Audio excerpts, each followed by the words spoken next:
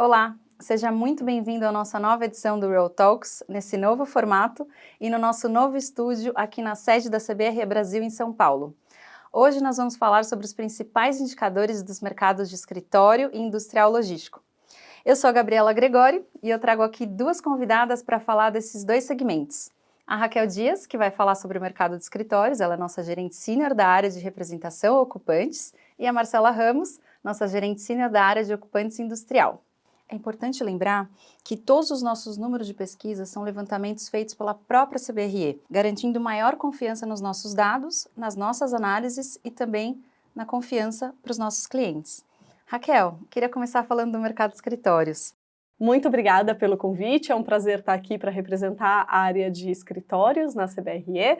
É importante ressaltar que a CBRE tem 45 anos no Brasil, e isso são 45 anos de dados de mercado, onde a CBRE participou das transações ou levantou essas informações no mercado. São 40 mil visitas a imóveis todos os anos, 3 mil imóveis que nós levantamos de escritórios semestralmente, e do estoque que a gente considera que tem qualidade, que é 32% disso, 1.000 imóveis os nossos pesquisadores visitam mensalmente. Eles buscam os dados de ocupação, de vacância, preço pedido, condomínio, IPTU, todos os meses para atualizar a nossa base de dados. A nossa área de pesquisa é o coração da CBRE, é o nosso maior orgulho.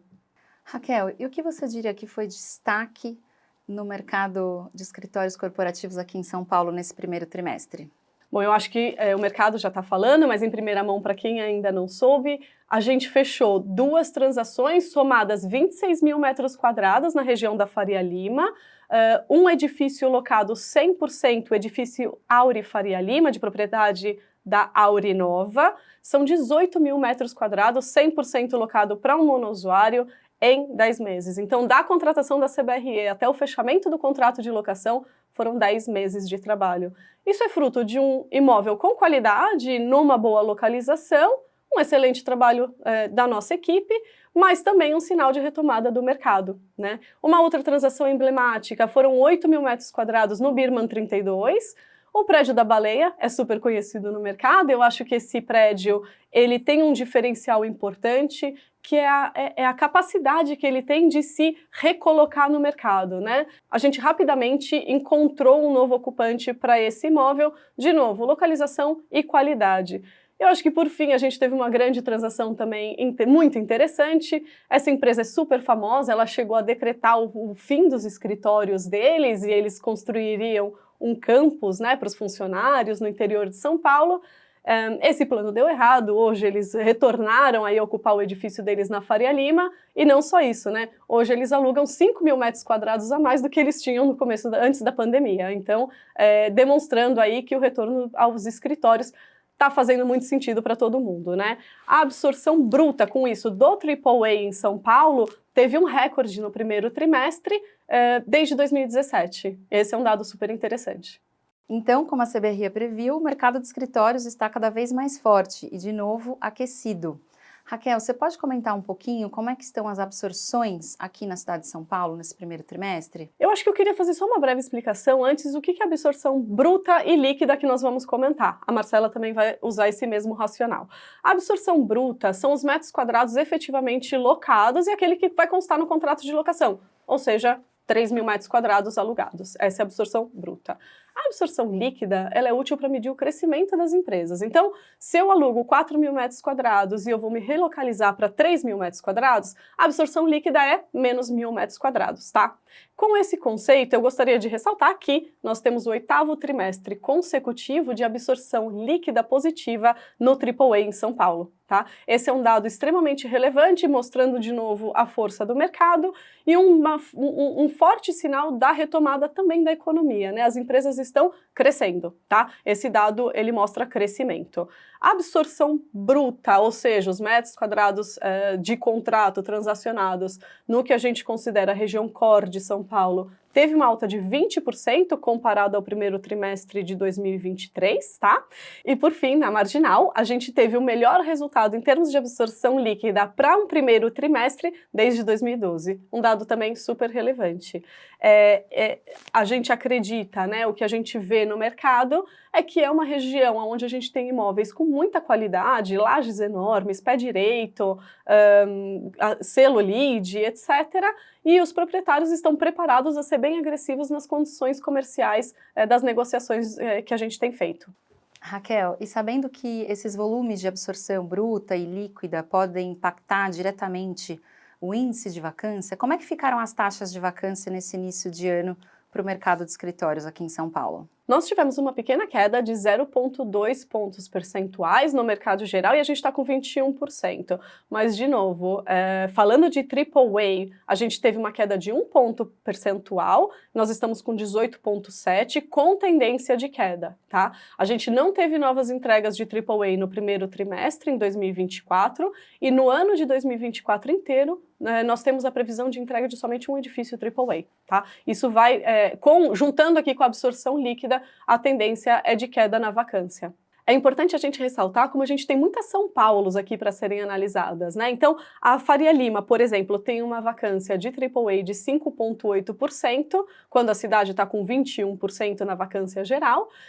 E hoje, por exemplo, se eu fosse buscar de 10 a 15 mil metros quadrados, por exemplo, de nova alocação no escritório na Faria Lima, tem um edifício que consegue acomodar isso. Então tá aí a importância, né, de uma consultoria estratégica para você conseguir entender as nuances e as diferenças do mercado, para você não aplicar uma taxa de 21 onde é 5,8, né? Por fim, uma outra coisa que acaba impactando também a questão da vacância são as devoluções dos imóveis. A gente teve uma devolução muito pulverizada nesse último trimestre, tá? Comparado até ao trimestre anterior e também tendência de queda, tá? A única um pouco maior que nós tivemos foram 13 mil metros quadrados da Sul América ali no Largo da Batata, mas já era uma devolução programada. Eles alugaram em maio do ano passado um edifício na Alameda Santos. E com relação à expectativa de que o mercado vai continuar aquecido ao longo de 2024, Raquel, você compartilha dessa mesma visão otimista? Ah, sem dúvida. Nós representamos os ocupantes, né? Então a gente está ali na primeira linha com o C-Level, conversando inúmeras vezes por semana com diversas empresas. As empresas cada vez mais estão focadas no bem-estar dos funcionários, na eficiência dos espaços, no conforto. Como trazer esse funcionário de volta para o escritório, né? Hoje em dia a gente tinha aquela coisa do TQQ, né? Do terça, quarta e quinta, 3 vezes por semana. Tá virando S, né? TQQ, a segunda-feira super cheia, trânsitos, restaurantes lotados. Então, a volta aos escritórios é uma realidade para a gente, até quando comparado com outros países, por exemplo, nos Estados Unidos, a realidade é outra. Aqui no Brasil, a volta aos escritórios, ela está fortíssima e cada vez mais as empresas estão buscando espaços aconchegantes que incentivem os funcionários e busquem colaboração, amenities e etc. Toda essa busca acaba gerando a reavaliação do seu espaço, né? Então, muitas vezes eu preciso expandir, a gente cada vez mais entende que aquele adensamento também pré-pandemia, 5 metros quadrados por pessoa, é muito pouco, né? Hoje em dia as densidades são muito maiores para você ter espaços de convivência agradáveis. Isso provavelmente gera ou uma relocalização, ou uma expansão no mesmo prédio, enfim. Então, a gente tem trabalhado muito nesse sentido. Muito bom, Raquel. E para a gente encerrar essa primeira parte sobre o mercado de escritórios, vamos falar do Rio de Janeiro? Conta para a gente como é que está o primeiro trimestre, esses indicadores do primeiro trimestre no Rio. Olha, o mercado do Rio de Janeiro teve 21% de alta da absorção bruta, impressionante, comparado aí com o primeiro trimestre, tá, de 2023. Foi a maior alta para um primeiro trimestre desde 2020. Tá? Puxado muito pelo setor de saúde e educação. Das locações com 500 metros quadrados, que é o que a gente determina aí para o Rio de Janeiro como uma área já considerável, nós temos 58% do total do mercado de transações acima de 500 metros quadrados, tá? Com a absorção líquida que continua positiva, a gente tem aqui uma situação da Barra e do Centro com 28% e 29% respectivamente, Botafogo com 23% de alta, tá? Ao contrário de São Paulo, ou um driver muito específico para o Rio de Janeiro é a relocalização por causa da localização do imóvel, tá? Então, aqui em São Paulo a gente tem também a questão de um driver de qualidade, selo LEED, expansão. O driver do Rio de Janeiro é mais uma questão de localização do imóvel, tá? A escassez de novo estoque e essa absorção líquida sempre aumentando trouxe a queda da taxa de vacância também, tá? A gente está com 28,9%, uma queda de 2,4 pontos percentuais comparado lá ao pico da pandemia em 2021, né? A vacância, e aí aqui é super curioso, né?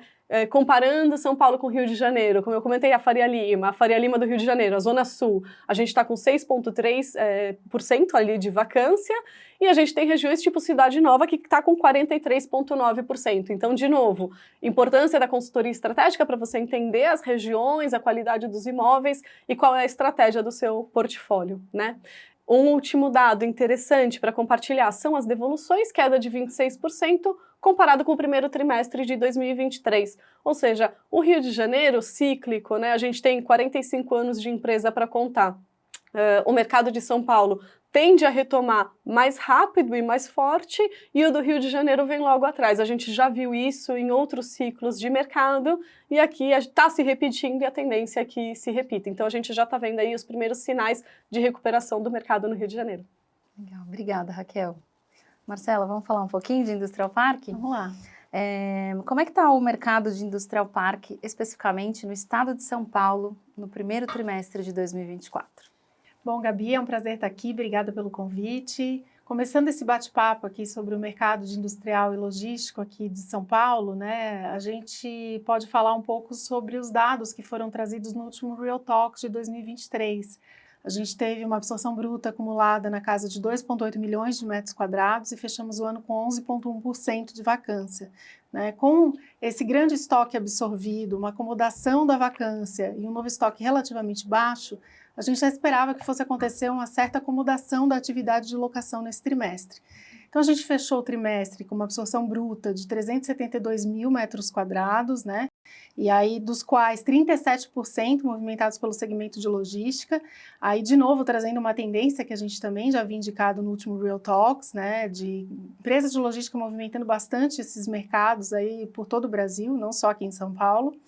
Fechamos com uma absorção líquida de 207 mil metros quadrados, bastante concentrada no raio 30 aqui de São Paulo. E aí a gente traz um destaque aqui também para o mercado de Guarulhos, que absorveu 73 mil metros quadrados desse total, né? Com essa absorção líquida positiva e um novo estoque aí relativamente controlado, como eu falei, na casa de 195 mil metros quadrados, a gente teve uma leve queda na vacância que foi de 11,1% para 10,9%, né? Então, de maneira geral, o que a gente enxerga aqui para o mercado de São Paulo é que existe uma tendência de alta dos preços, né? E muito devido aí aos bons fundamentos do lado da demanda e a um controle, né, na atividade de construção, dados os desafios da viabilidade de novos empreendimentos em algumas regiões. Explica um pouco mais, Marcela, sobre essa questão da viabilidade econômica. Por que você entende que ela é mais desafiadora para esse segmento? Bom, com o aumento dos custos aí no período pós-pandemia, que chegou até a ordem de 50%, né, a gente observou que os preços praticados de locação não acompanharam esse crescimento. Isso fez com que o desenvolvimento de novos empreendimentos em algumas regiões se tornasse bastante desafiador, né? Você vê que tinham regiões aí que não chegavam a praticar patamares de R$20 o metro quadrado. Isso hoje a gente sabe que não remuneraria nem a parte de construção desse empreendimento, né?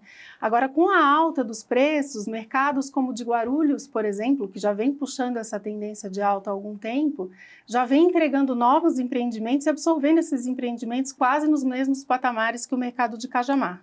Falando agora sobre o mercado de Minas Gerais, como é que se comportou esse primeiro trimestre nessa região? Como é que foram os indicadores? Bom, Gabi, o primeiro trimestre do ano no mercado de Minas Gerais ele foi marcado por uma entrega de novo estoque bastante significativa, na casa dos 185 mil metros quadrados. Isso, para você ter uma ideia, representa 81% de todo o novo estoque que foi entregue ao longo do ano de 2023. Né? A gente traz aqui um destaque para a região da Grande Belo Horizonte, né? Região na qual foram entregues 108 mil metros quadrados de novo estoque. A gente entende que houve aqui um represamento, né, desse estoque aí ao longo do ano passado, considerando que ao longo de todo esse ano foram entregues somente 18 mil metros quadrados nesse mesmo mercado da Grande Belo Horizonte, né? A absorção bruta no mercado de Minas Gerais permaneceu estável, na casa dos 144 mil metros quadrados. A gente destaca aqui a movimentação de empresas do setor de e-commerce, com 40% dessa movimentação, e assim como nas outras regiões, que eu vou trazer também, né, 32% dessa movimentação foram feitas por empresas do setor de logística. A absorção líquida do mercado de Minas Gerais caiu 53%, e aqui eu acho importante a gente trazer dados do mercado de Extrema, né? A gente observou também que a vacância no mercado de Extrema foi negativa nesse trimestre, em menos 34 mil metros quadrados, né? Aí um contraste grande com relação ao último trimestre, no qual haviam sido absorvidos 70 mil metros quadrados nesse mesmo mercado. A vacância geral do estado foi de 6,6% para 10,2%, com todas essas movimentações, e trazendo aqui, eu acho relevante a gente trazer uma diferença grande aqui na vacância, né, do mercado de Extrema, que foi de 1% para 6,5%. Marcela, e a promulgação da reforma tributária? A gente, quando fala de Extrema e das outras cidades do sul de Minas, a gente logo pensa nos incentivos fiscais que essas regiões recebem do Estado. Você entende que essa reforma pode impactar e está impactando negativamente os dados de mercado dessa região? Bom, a gente entende que o anúncio da reforma ainda não foi suficiente, vamos dizer assim, não tivemos tempo suficiente para ele impactar de forma significativa o mercado, né? Na verdade, o que a gente entende que aconteceu em mercados como o de Extrema, por exemplo, foi fruto de uma reestruturação do portfólio de empresas de e-commerce e de varejistas, né, de forma nacional. Essas empresas, elas desenvolveram pontualmente em diversos mercados aí, áreas, né, e isso gerou esse impacto negativo em alguns mercados, né, especialmente esse de Extrema, que é tão movimentado aí por empresas desse setor. E da mesma forma como nós finalizamos a parte de escritório, falando do mercado do Rio de Janeiro, eu queria te perguntar, Marcela, como é que está o mercado de Industrial Park no Rio? Bom, no Rio de Janeiro, Gabi, nesse trimestre a gente não teve entrega de novo estoque, assim como no trimestre anterior, né? A absorção líquida se manteve estável na casa dos 14 mil metros quadrados, enquanto que a absorção bruta cresceu bastante, ela foi de 31 mil para 121 mil metros quadrados, bastante concentrada no raio 30 do Rio de Janeiro, né? Ou seja, no raio até 30 quilômetros do centro do Rio de Janeiro. E aí, de novo, aqui a gente traz o destaque para a movimentação das empresas do setor de logística, que foram responsáveis pela movimentação de 40% desse total, né? Apesar dessa grande movimentação, a vacância do estado ela permaneceu estável, no patamares de 17,3%, né? E a gente entende que o que acontece no Rio de Janeiro é um controle da oferta aí através desse novo estoque que vem sendo represado já há alguns trimestres. Raquel, Marcela, obrigada pela presença de vocês nessa edição do Real Talks, obrigada por essa conversa, essa atualização de mercado. Eu que agradeço, muito obrigada, viu? Eu que agradeço, Gabi, obrigada pelo convite. Obrigada a você também que acompanhou esse vídeo, siga a CBRE Brasil nas nossas redes sociais e se tiver alguma dúvida, informação, algum questionamento, a gente vai deixar os nossos contatos aqui na tela. Até mais!